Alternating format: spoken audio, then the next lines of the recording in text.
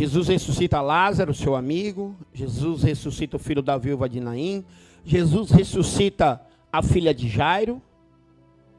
E Jesus ressuscita da morte também. Então essa passagem, ela vai falar que Jesus vem andando pelo caminho. E sempre quando Jesus vinha andando pelo caminho, sempre uma grande multidão o acompanhava. Por todo lugar. Por todo lugar. A multidão era repleta de algumas pessoas, e essas pessoas, cada uma tinha suas características e os seus propósitos. Algumas das pessoas que acompanhavam a multidão é porque realmente precisavam de um milagre. E ali elas esperavam ou acompanhavam Jesus, esperando a oportunidade e o momento exato, onde elas podiam tocar ou ser tocada, onde elas podiam receber uma palavra de Jesus. Uma das outras pessoas e uma das características de pessoas que acompanhavam também Jesus, nesta chamada multidão, era a multidão que já tinha recebido o milagre e decidiu segui-lo. Como assim? A Bíblia fala isso. O Roberto pegou no ciclo de oração sobre um cego chamado Bartimeu, que esse cego, após receber de novo a visão, através do poder de Jesus, a Bíblia fala que ele deixa a beira do caminho e entra no caminho e segue Jesus. Então, uma das pessoas e uma das características dessas pessoas que seguiam Jesus, eram pessoas que já tinham recebido seu milagre e decidiram seguir Jesus. Outras pessoas e características de pessoas que acompanhavam Jesus nessa chamada grande multidão eram os hipócritas e os fariseus. Pessoas que estavam ali apenas para especular, para observar ou para tramar alguma coisa contra Jesus. Eram aquelas pessoas que levaram a mulher adúltera até a Jesus, dizendo assim para Jesus: "Ai, Jesus, esta é uma mulher adúltera e a lei diz que, a lei de Moisés diz que temos que apedrejá-la." E Jesus vai dizer assim para eles: aquele que não tiver pecado, que atire a primeira pedra. E a Bíblia vai falar que, movidos pela sua consciência, um a um vão deixando sua pedra e vão embora. Então, uma das pessoas e uma das características também das pessoas que seguiam Jesus, eram pessoas que estavam ali apenas para especular, ou para tramar, ou pessoas contratadas pelo Sírio Romano, dentro da sinagoga, para ficar ali, tentando achar uma brecha para pegar e tramar contra a vida de Jesus.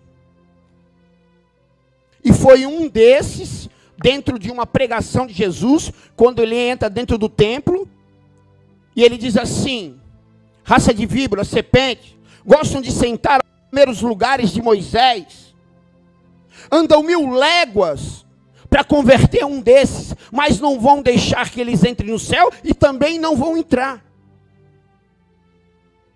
Raça de víboras, serpentes, hipócritas, fariseus. E Jesus saiu do templo, e fora do templo havia as pessoas que precisavam de cura, haviam os mendigos, havia os cegos, onde ficavam ali esperando o momento para pedir uma esmola. A passagem onde Pedro e João estão entrando num templo chamado Formosa, a Bíblia fala que tem um coxo ali pedindo esmola. E era assim os templos e as sinagogas daquela época.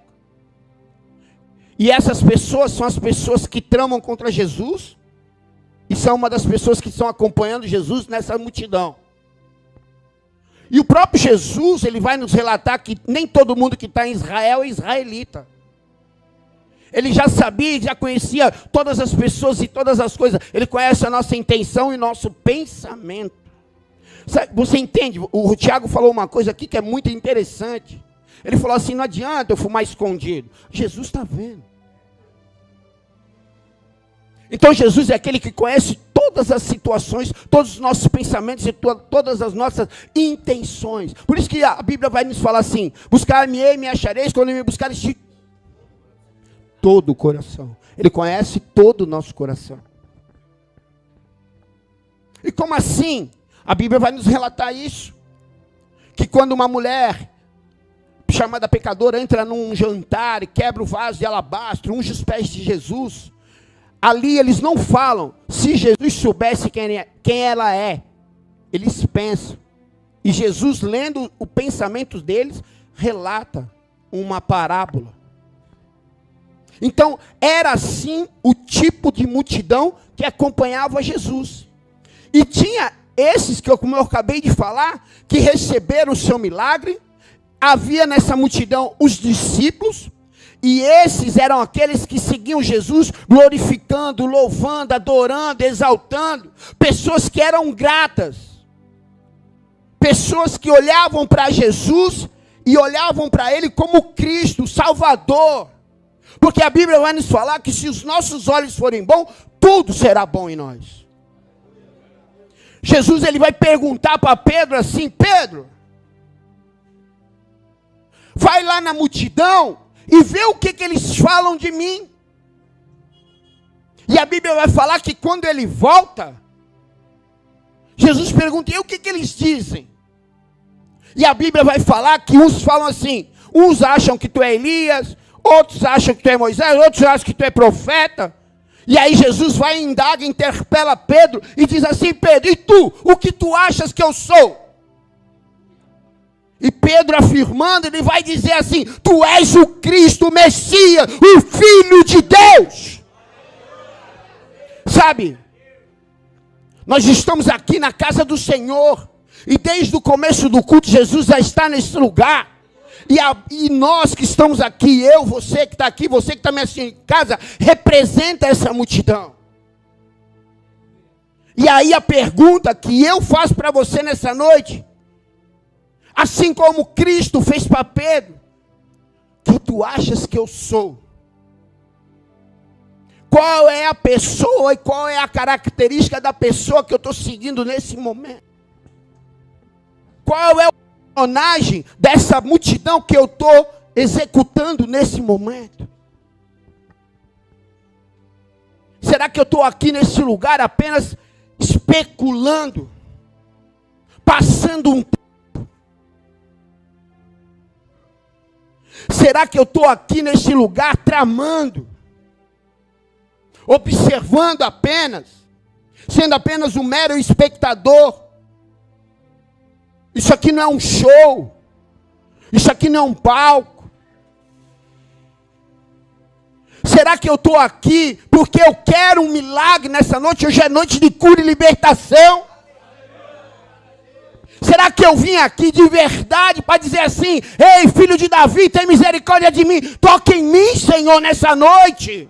E Jesus vai perguntar: o que tu queres que eu te faça? E aí Jesus vem e toca nos olhos dele. E na Bíblia fala que naquele mesmo momento ele volta a enxergar. Jesus é a luz no fim do túnel, querido.